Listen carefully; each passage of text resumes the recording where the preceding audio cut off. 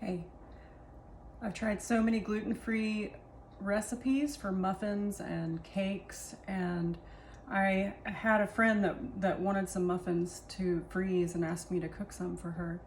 So I tried about 5 different recipes, just trying to find just the best one with the best gluten-free ingredients that didn't have a rubbery, weren't too wet, didn't choke you, because I've had all those experiences with muffins. I've had someone actually spit something in the trash when I gave it to her before, and I'm so glad I went through all those cooking failures, because I remember those, and then it sticks out in my head how certain ingredients don't work together when you're subbing them in a gluten-free or a vegan recipe.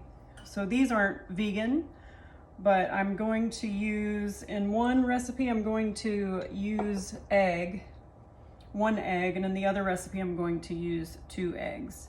So these are the perfect muffin. I think they don't taste gluten-free to me. The flour is just right. So I'm going to make a cranberry orange muffin first, and it's going to have applesauce as the moisture and some of the acidic along with the orange zest. So it's going to have a cup and a half of cranberries, and I added some candied ginger for just a little spice, not a whole bunch. That's about 2 tablespoons of chopped candied ginger. Okay, so we just set that aside. Now I've got all my wet ingredients out and prepared. So I've got a cup, this is 3/4 of a cup of applesauce. Okay, I'm going to put this in the link when I share this too. I'm going to put the recipe for both of these.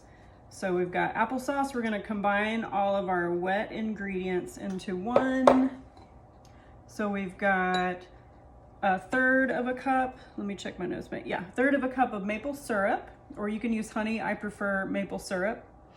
And 1/4 of a cup of melted coconut oil. So you want to melt it. It's important. And coconut, you'll see now on the shelves coconut manna and coconut oil, and they look the same. One's a little whiter. So coconut oil is the oil pressed out of the coconut meat. It's very different. Coconut manna is like a coconut butter, but it's real stiff. So they have totally different things, applications. So coconut oil, unrefined. Okay, and then I've got some orange zest and a tablespoon of orange juice from the fresh orange. This is so fun, having all my stuff out in my mom's little bowls. I'm in my mom's house, she's out of town. So I'm taking over her kitchen so I can spread out, and there's good light in here. So I have the flour mixture here. We have 1/2 cup of almond flour, 1/2 cup of a mixture of, it's your flour mixture that you get, gluten-free all-purpose flour mixtures. There's a few different kinds of these now. So I got this one because it looked like a good mix of tapioca starch, rice flour, potato starch, brown rice flour, sorghum flour, teff, amaranth, quinoa, and millet, and xanthan gum too. It just kind of brings things together. It's just a little bit of it. So this is the one I got. I tried a muffin mix with this as my flour, and I did not like it. But with the mix, it's so good because it adds the fluffiness that regular white flour would add, but it's got a lot of nutrients in it. So I want to use it, but I'm just going to cut it back to 1/2 cup of that, any gluten-free flour mix. I really like that one though. And 1/2 cup of almond flour in our other bowl, our dry bowl. And then we have a cup of oat flour. My favorite flour is oat flour, but if you use just oat flour, it can get kind of, gummy, not really gummy, kind of stiff and just not as fluffy. Okay, because when you cook oats, think of oatmeal. So you can get whole oats and just grind them. I just put them in my Vitamix and zipped them up to a powder. So just make a flour. Flour is any grain or nut that you grind up and you make a flour out of it. Flour isn't just white flour. Okay, So we have our dry, we've got 1 teaspoon of baking powder, 1/2 teaspoon of baking soda, 1/2 teaspoon of salt. Okay. And baking powder, baking soda, it depends on how much acid you have in the recipe. This is gonna add the bubbles and the fluff. So it's very important to not just wing it. If you don't, I follow a good base recipe and then I adjust, but if you increase the acid, you might want to change. Anyway, you just make sure you follow the recipe on that. So we're going to put our egg into the wet. That was 1 egg. And I'm going to put 2 teaspoons. Oh my gosh. 2 teaspoons of, wow, this is really stuck on here.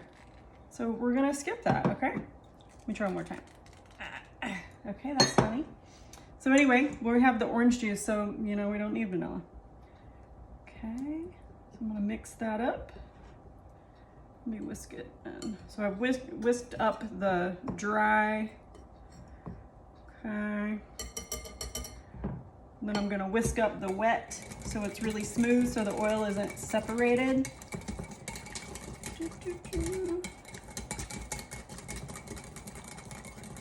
Okay, that's all smooth. With my applesauce and my orange zest. Okay, and I'll just put it in the bowl. I want to get all that good orange zest out. Make sure I get all of that. Okay, now I'll mix it. If you have a mixer, that's great, but it's nice to breads and quick breads. It's nice to mix them up lightly until they're blended so they don't get tough. Okay, so I'll just get this smooth.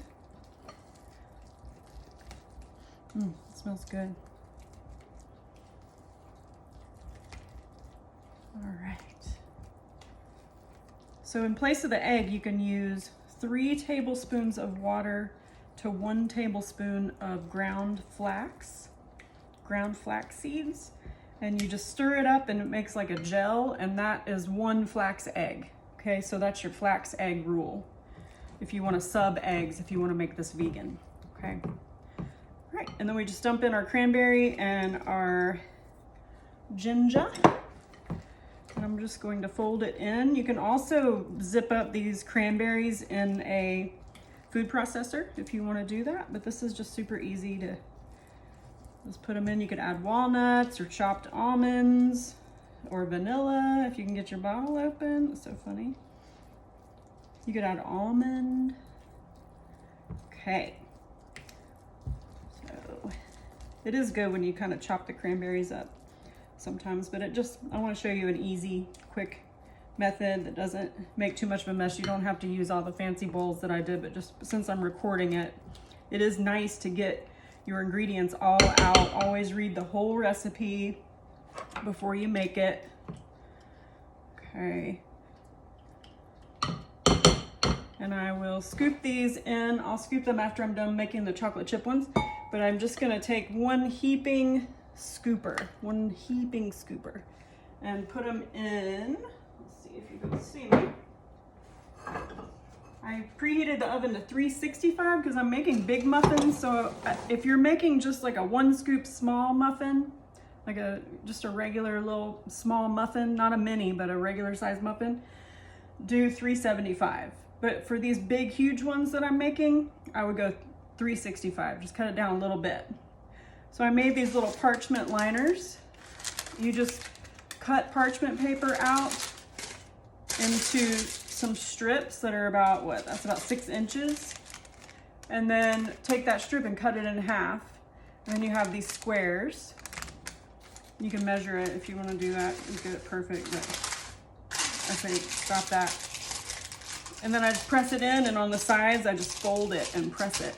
And then that's also no mess, so easy cleanup is important so that you'll actually do this. You can freeze these so you can pop them out when you want them. Okay, so I will do these scoop muffins. There'll be about 6 of them. I'll I'm gonna top them with, I have just some granola around. So this is a raisin, almond raisin. So just for the top, to make just that nice crunchy top, you could do sugar. You could do just chopped nuts, but I have this around, so you could do flax, a little chia, just something on top just makes them appealing to the eye right when you see them. Like, ooh, it's that extra touch of love. Cooking for people is my love language. Okay, so we're gonna do the chocolate chip. I just had Lily's chocolate chips. I had Nestle. I had 3 bags of chocolate chips with this much left. So I just dumped them all in here and said I'm gonna make a chocolate chip muffin. Okay, let me get another bowl. I'm making such a mess in your kitchen, Mom. But I'm gonna clean it up and you'll never see it. There in Colorado. But she's probably gonna see this video. So fun. I got permission. Okay, chocolate chip muffins. Dry ingredients. So we got a cup of oats. It's of oat flour. It's almost exactly the same recipe. Half a cup of that flour mix, gluten-free flour mix. Half a cup of almond flour, which makes it not meal, but almond flour, which makes moisture. Okay, and my 1 teaspoon baking powder, half a teaspoon baking soda, they're different, half a teaspoon of salt. Okay, mix up, puppy, up.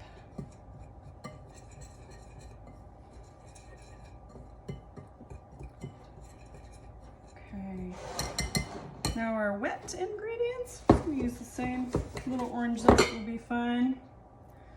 So this one I'm using full fat yogurt.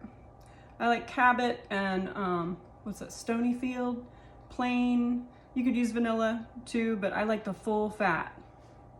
So that's a half a cup of that yummy, good yogurt.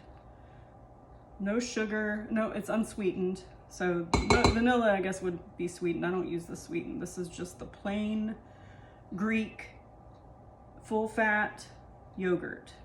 Okay, 2 eggs from my girls, my chicky chicks.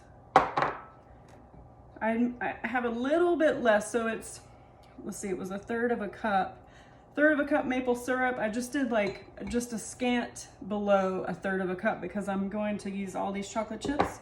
So I don't want the muffins to be quite as sweet because they'll be plenty sweet with my chocolate chips. So it's just almost at a third. You could use a third a cup to make it easy. Maple syrup, 1/4 cup of melted coconut oil, Earl, and then we'll mix it up, combine those. So we make these, let them cool after you pull them out of the oven. Let them cool completely, and then store that in something airtight. They're fine for 4 days out of the fridge, but pop them in the freezer. The freezer treats baked goods different than the refrigerator.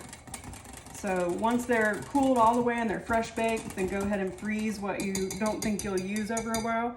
Take one out of the freezer when you want one for breakfast or a snack, and you can leave it out for, a few hours, or bring it out the night before and let it thaw overnight, or pop it in the microwave if you do microwaves for like 30 seconds, okay? And then they're made for you. Just use this time. All the ingredients are good. Maybe not the chocolate chips, or they make me happy inside. But the oats, the almonds, all the brown rice, so good. Yard eggs. So again, you could replace the yard eggs in here. So we have a little less acid, a little more fluff with the eggs. So I've got the 2 eggs in this recipe and 1 in the last recipe. Okay, and then the chocolate chips. That may be overboard here, let's see. I'm gonna do 1.5 cups chocolate chips. I got a little overzealous with the chips. I'm just folding them in until they mix. This is a great batter because everything doesn't sink to the bottom. Some of it will, but a lot of it just stays. So you want it to be not drippy, but kind of thick. Okay, and for the topping for these, I'll do one big full scoop again. One big heaping scoop for a big old chocolate chip muffin. And then I'm going to top these for decoration with some ground, just chopped up cocoa nibs.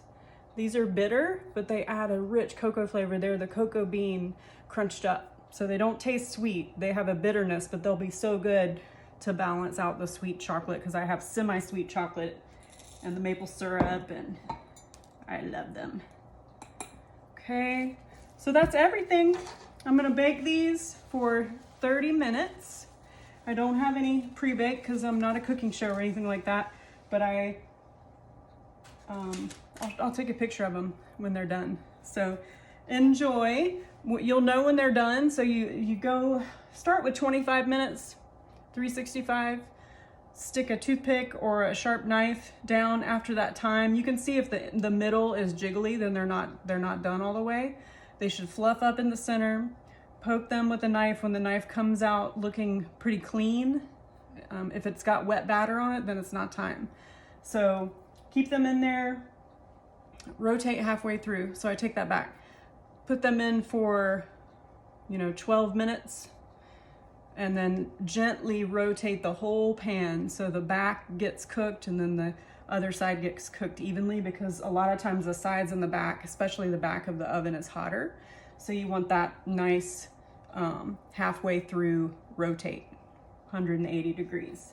And then put them in until that's that full 25 minutes. Test them, let them go. If they're still wet, let them go 4 to 5 minutes more. Okay, so I hope you try these out. Bye-bye.